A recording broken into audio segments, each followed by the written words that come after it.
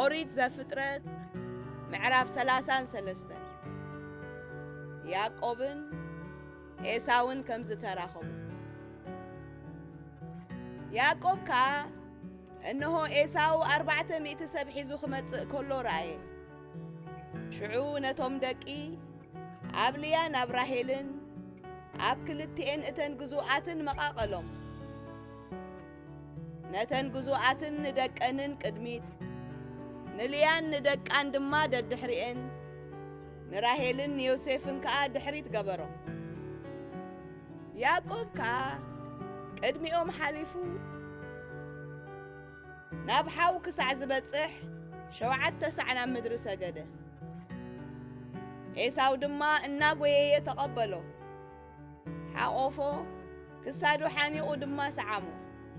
ክልቲኦም ከዓ በኸዩ። ኤሳው ኣንስትን ቆልዑን ምስ ረአየ እዞም ምሳኻ ዘለዉ ዳ እንታወት እዮም ኢሉ ሓተቶ።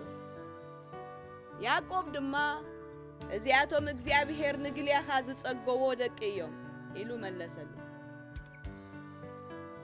ሽዑ እተን ግዙኣት ምስ ደቀን ቀሪበን ሰገዳሉ፣ ልያን ደቃን ከዓ ቀሪቦም ሰገድሉ።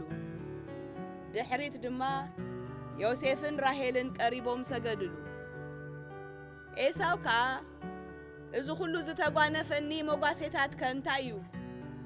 ንምንታይ ዝኸውን ከ እዩ ኢሉ ሓተቶ።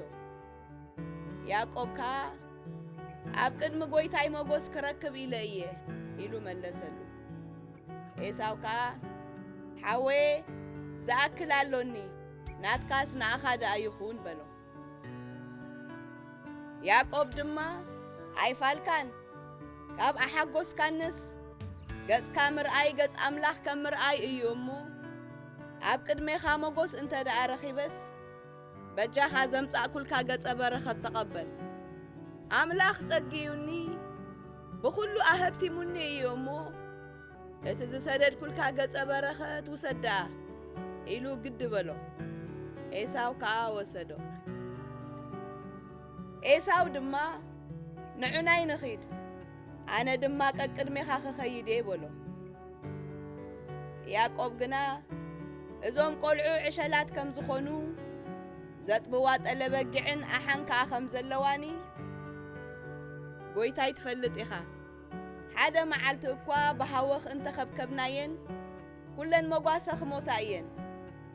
ጐይታይሲ ቀቅድመይ ደኣ ሕለፍ፣ ኣነ ጊልያኻ ድማ ናባኻ ናብ ጐይታይ ኣብ ስዒር ክሳዕ ዝበጽሕ ከም ስጉምቲ እተን ቀቅድመይ ዘለዋ ማልን ከም ስጉምቲ እቶም ቆልዑን ገይረ ቀስ እናበልኩ ክመጽእ እየ በሎ።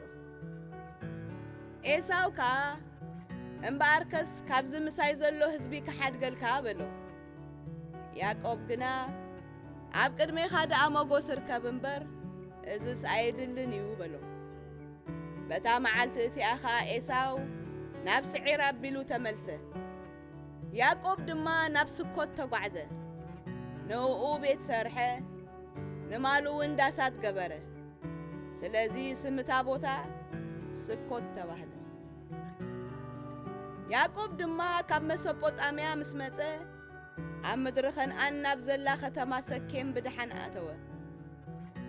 ኣብ መንጽርታ ከተማ ከዓ ሰፈረ። እታ ድንኳኑ ተኺሉላ ዝነበረ ክፍሊ ግራት ድማ ካብ ኢድ ደቃ ሓሞር ኣቦ ሰኬም ብ100 ቅርሺ ብሩር ዓደጋ። ኣብኣ መሰዊኢ ኣቒሙ ከዓ ኤል ኣምላኽ እስራኤል ኢሉ ሰመዮ።